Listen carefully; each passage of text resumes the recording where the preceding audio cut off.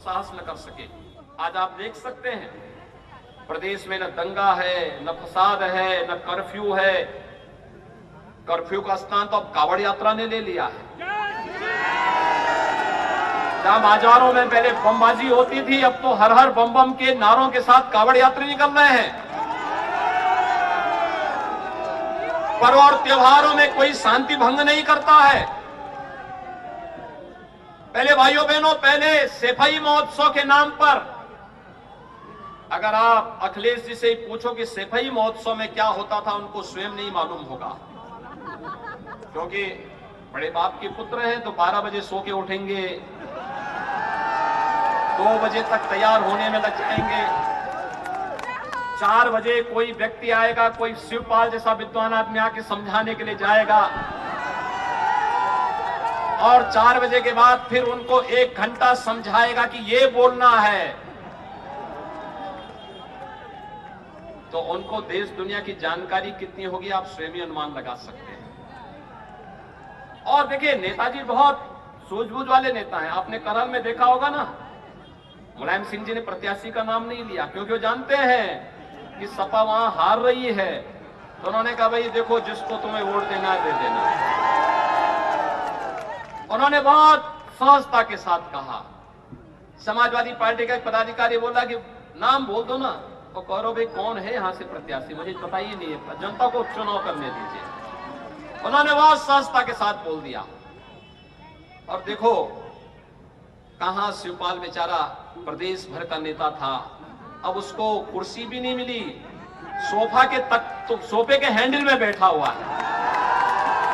हमने तो पहले ही किया था। आप सहज अनुमान लगा सकते हैं, जो अपना चाचा का नहीं हो सकता क्या आपका होगा?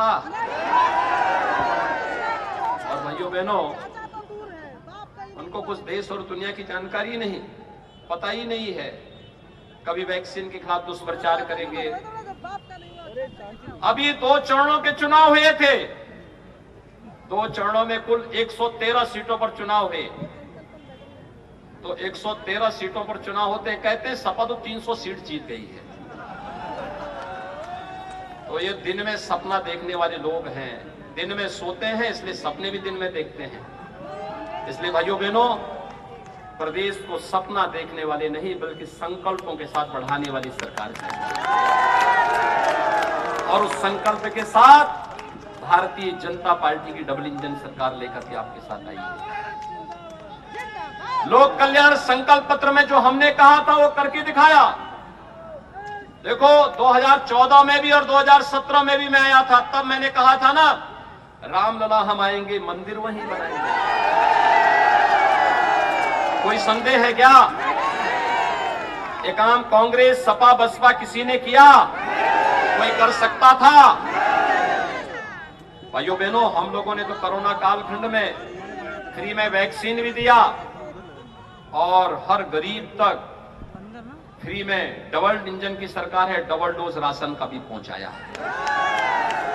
ये हमारी जिम्मेदारी थी, क्योंकि अब तक का इतिहास है, बीमारी से भी मौतें होती थी, महामारी के दौरान उससे कई गुना मौतें भूख से होती थी।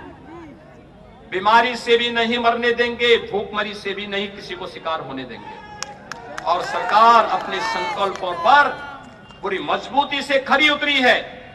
मैं कह सकता हूं कि भूख से कोई मौत प्रदेश के अंदर नहीं हुई। महोत्सव कैसे होने चाहिए,